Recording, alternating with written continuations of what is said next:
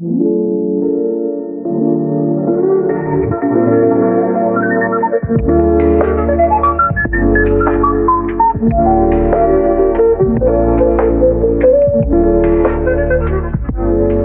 everyone, and welcome to this deep dive. You know, we all have that feeling, like that nagging self-doubt that whispers, "Are you sure you can do this?" Oh, yeah. Well, today we're tackling that head on. We got this great article from Digital Zen Zone called "Overcome Self-Doubt and Unlock Your Success." I love that title. And let me tell you, it is absolutely packed with strategies that I think you will find really useful. What's really cool about this article is it doesn't just skim the surface. It really gets in there. It digs deep into the psychology of self-doubt and how it can actually sabotage our success. It really can. And one of the first things that this article nails is defining what success actually means to you. Totally. Not what society says, not what your family expects, but what truly lights your fire. Absolutely. And it reminds me of that quote, "Comparison is the thief of joy." We get so caught up in chasing someone else's version of success. Right. We forget to ask ourselves what actually makes me feel successful and fulfilled. And you know what? The author, Billy's Zafaridis, actually suggests a quick exercise for this. Oh, cool. He says, take a minute right now and jot down 3 words that describe what success feels like to you. Okay. Is it freedom? Connection? Mastery? It's such a simple exercise, but it can be so powerful in clarifying our goals and motivations. Because when we're clear about what we're working toward, it becomes so much easier to stay focused and motivated, even when those self-doubt gremlins start creeping in. Yeah, for sure. Yeah. Okay, so we got our vision of success, but then Zafaridis throws down the gauntlet Oh, boy. and says, action over excuses. I love it. Yeah. He talks about how we often fall into this trap of waiting for the perfect moment. Right. You know, when the stars align, the kids are asleep, and there's a full moon or something. Right. But the truth is, life rarely gives us those perfectly orchestrated moments. It's like waiting for that mythical creature, the motivation fairy, to sprinkle magic dust on us and make us suddenly productive. Right. It doesn't happen that way. Exactly. And Zafaridis makes this brilliant point. If you wait for the perfect moment, you'll be waiting forever. Ugh, it's so true. There's always going to be something, work deadlines, family commitments, that pile of laundry that seems to multiply overnight. Yes, preach. I feel so seen right now. Mm-hmm. But what I love about this article is it doesn't just tell us to take action in some vague motivational poster kind of way. Uh-huh. It gives us concrete strategies. Like he actually recommends blocking out just 15 minutes each day Okay. to work on something meaningful. Yeah. Even if it's just for a tiny step towards your goal. That's such a good tip, and it's actually backed by research and habit formation. Yes. Even small, consistent actions can create incredible momentum over time. Yeah, it's like that saying, the journey of 1,000 miles begins with a single step. I love that. But you know what? Sometimes even taking that first step requires us to, as Zafaridis puts it, get comfortable with being uncomfortable. The dreaded comfort zone challenge. Oh, yeah. This is where things get really interesting because Zafaridis argues that true growth rarely happens within the cozy confines of what feels safe and familiar. And he uses this great analogy of a lobster. Oh, cool. You know how lobsters have to shed their shells in order to grow? Right. Well, he says that we as humans also need to shed our metaphorical shells, those limiting beliefs and fears that keep us stuck. I like that. And to illustrate this, he shares a story about his own experience with public speaking. No, really? Uh-huh. Okay. He used to be terrified of it, but he forced himself to sign up for a workshop. Wow. He was shaking in his boots the whole time. But you know what? It was a turning point for him. I have to know what happened. Did he faint? Did he run out of the room, spill coffee all over himself? None of the above. You okay? He actually ended up really enjoying it. Wow. And more importantly, it helped him break through that fear and build confidence. That's amazing. See, that's what I love about this article. It's full of real-life examples that make these concepts so relatable. And it shows that even successful people like Billy's struggle with self-doubt. Yeah. It's not about being fearless. It's about taking action despite the fear. Exactly. And speaking of taking action, sometimes those actions lead to, well, let's just say, mistakes. Ugh, mistakes. Everyone makes them. I know, but don't we all just love those? But here's where... But here's where Zafaridis offers a perspective shift Okay. that I think is pure gold. He challenges us to view mistakes not as failures, but as data points. Data points. That's interesting. What do you mean by that? Well, he says that instead of beating ourselves up over mistakes, we should ask ourselves, what can I learn from this? Oh, It's like those scientists who run experiments. okay. Sometimes the experiment fails, but they don't throw in the towel. Right. They analyze the data, adjust their approach, and try again. I love that. It's like reframing our relationship with failure and seeing it as part of the learning process, not the end of the world. Right. And Zafiridis even suggests using a technique from cognitive behavioral therapy to help with this. Okay. He says when you make a mistake, instead of just thinking, I'm so stupid, try writing down the evidence for and against that thought. It's like putting those negative thoughts on trial and seeing if they actually hold up under scrutiny. Often we'll find that the evidence just isn't there, and that helps us to challenge those self-defeating beliefs. Okay, so we're defining success on our own terms, taking action despite fear and reframing mistakes as learning opportunities. Yeah. But there's another crucial element that Zafiridis highlights, the power of our circle. And this is something I personally experienced. I used to hang out with people who were constantly complaining and doubting themselves. Oh. And it was like their negativity was contagious. Oh, I've been there too. It's amazing how the people we surround ourselves with can either lift us up or drag us down. Right, so Zafiridis makes this really important point. We need to be intentional about who we let into our inner circle. He asks, are the people around you encouraging and supportive? Do they believe in your dreams? That's a great question to ask ourselves, because if we're constantly surrounded by negativity or skepticism, it's going to be that much harder to overcome our own self-doubt and pursue our goals with confidence. Exactly. We need people who are our cheerleaders, our accountability buddies, and our sources of inspiration. And sometimes that means letting go of relationships that no longer serve us. It can be tough, but sometimes it's necessary to create space for those who will support us on our journey to success. And speaking of support, Zafiridis also talks about the importance of finding mentors or role models who have achieved the kind of success we aspire to. I love that, because sometimes just seeing someone else who's done it before can give us that extra boost of belief that it's possible for us too. Right. And mentors can provide valuable guidance, support, and accountability along the way. They've been there, done that, and they can offer insights and perspectives that we might not have considered on our own. Okay, so we've got our vision. Yeah. We're taking action, we're reframing mistakes, and we've got the right people in our corner. It sounds like we're ready. But then comes the next challenge, Yeah. actually sticking to our commitments. Oh. Because let's be honest, it's easy to get excited about a new goal, Yes. but maintaining that motivation over time, Oh, yeah. that's the real I'm test. preaching to the choir here. It's like that initial burst of enthusiasm when you start a new workout routine. You're all gung-ho for the first week or two, but then life happens, and suddenly you're back to your old habits. Right. And Zafiridis acknowledges that he struggled with this too. Yeah. He talks about setting resolutions or making grand plans, only to let them fizzle out as time goes on. We've all been there. But here's the thing. He realized that success isn't just about setting goals. It's about cultivating the discipline to actually follow through. So important. And to help with that, he recommends a super simple but effective strategy. What is it? Writing down your weekly goals and reviewing your progress at the end of each week. That's such a basic tip, but it's amazing how powerful it can be in keeping us accountable. It's like having a mini performance review with ourselves where we can celebrate our wins, identify areas for improvement, and course correct as needed. And sometimes it's not about having some extraordinary talent or brilliance, but about simply showing up consistently day after day and doing the work. That's where the magic happens. It's about building those habits and routines that support our goals even when motivation wanes.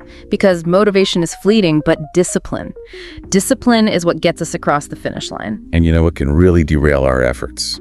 That big, scary F word, fear. Oh, fear. It's the ultimate dream killer, isn't it? It whispers doubts in our ear, tells us to play it safe to stay small. And Zafiridis admits that he used to let fear paralyze him too. Oh, wow. He would overthink things, worry about what other people would think, and ultimately talk himself out of pursuing his dreams. It happens to the best of us. But he eventually realized that fear is often an illusion.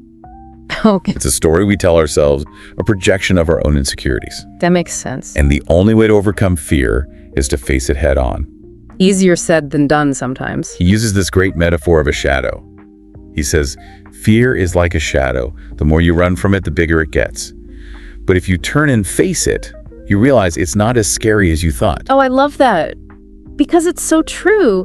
When we avoid the things that scare us, they loom large in our minds. But when we confront them directly, they often lose their power. And Zafiridis argues that success isn't about being fearless, it's about acknowledging fear, but choosing to move forward anyway. It's about having the courage to act, despite the fear, knowing that growth and discomfort often go hand in hand. It's like that quote, feel the fear and do it anyway. Yes. Because on the other side of fear is often where our greatest breakthroughs and accomplishments lie. So we've covered a lot of ground here. We've talked about defining success on our own terms, taking action, stepping out of our comfort zones, reframing mistakes, surrounding ourselves with the right people, sticking to our commitments, and confronting fear. That's a lot to unpack. It is a lot.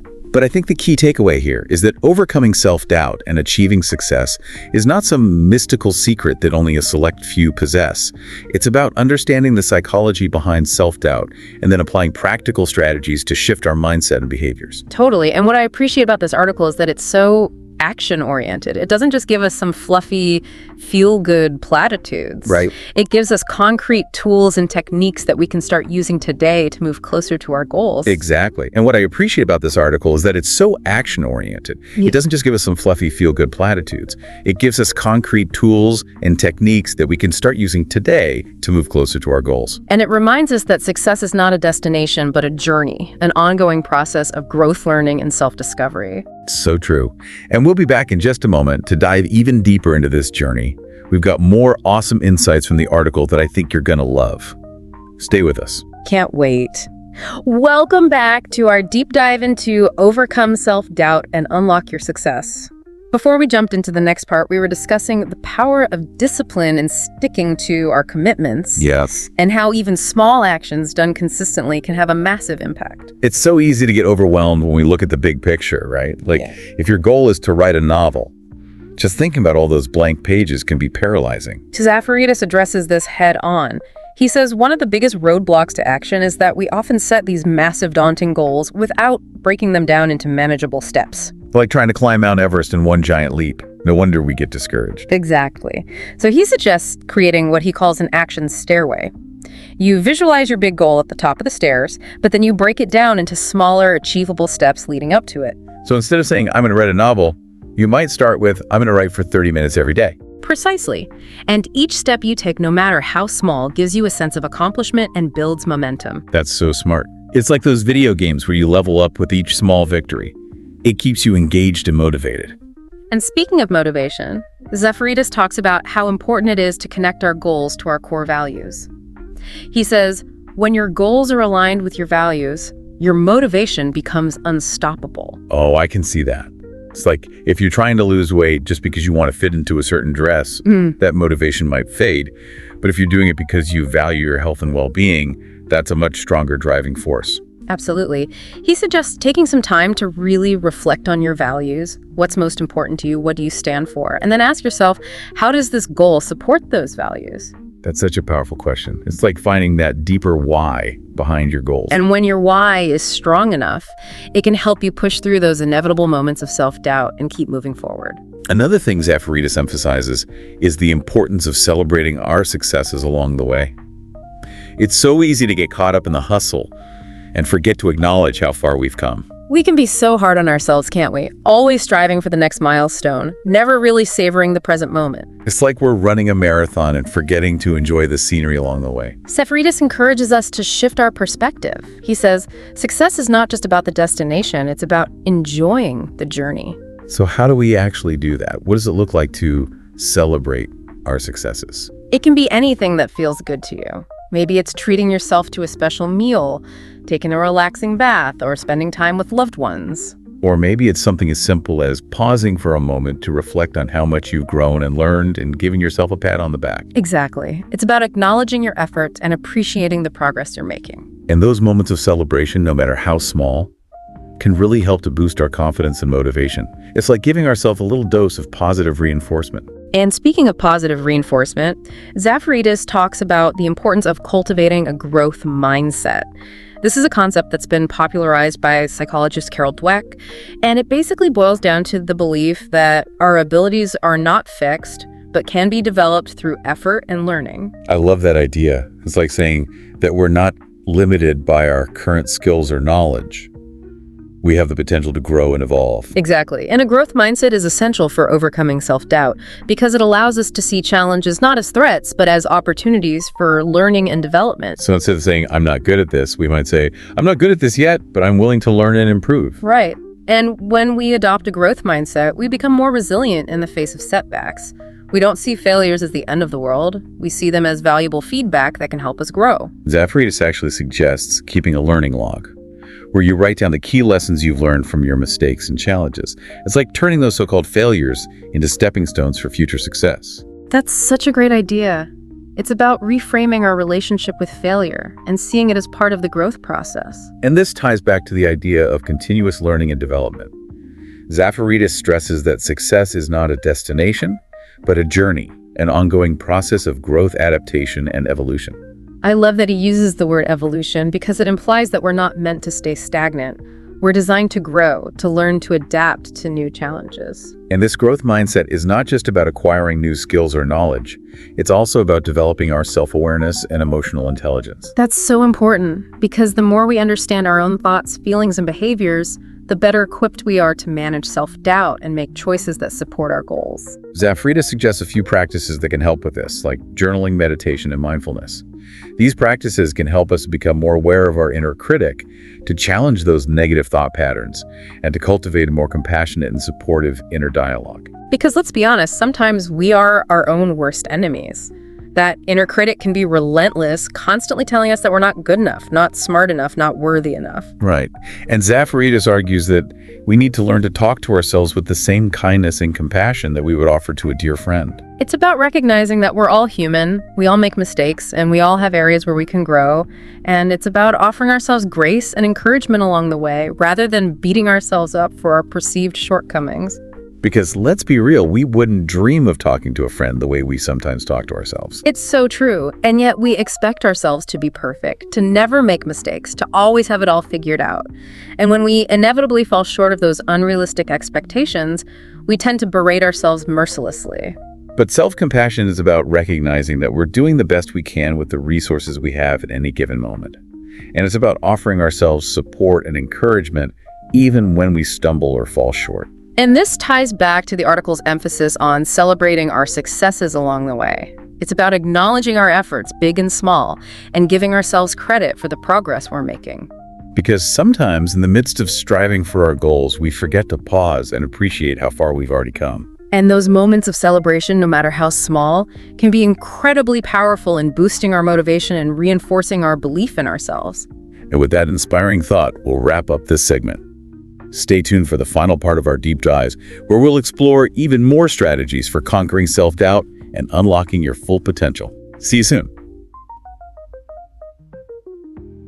Welcome back.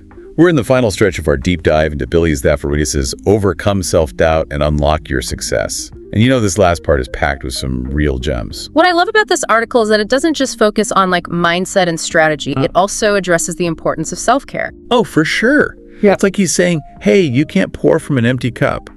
You know, if we're constantly running on fumes, neglecting our physical and emotional well-being, it's going to be so much harder to overcome self-doubt and achieve our goals. Exactly. He even compares it to athletes training for a marathon. Oh, wow. You wouldn't expect a runner to perform at their best if they weren't getting enough sleep, eating nutritious food, and taking care of their bodies, right? Right. Of course not. And self-care doesn't have to be this grand, elaborate thing. No. It could be as simple as taking a few minutes each day to meditate, go for a walk in nature, or listen to your favorite music. It's about finding those activities that help you recharge and replenish your energy so you can show up as your best self. Totally.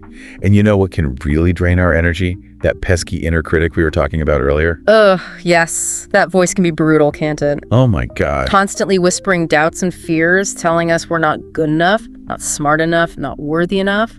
Like having a negative Nancy living rent-free in our heads. Oh. But Zafaridas suggests a really interesting approach to dealing with this inner critic. Okay.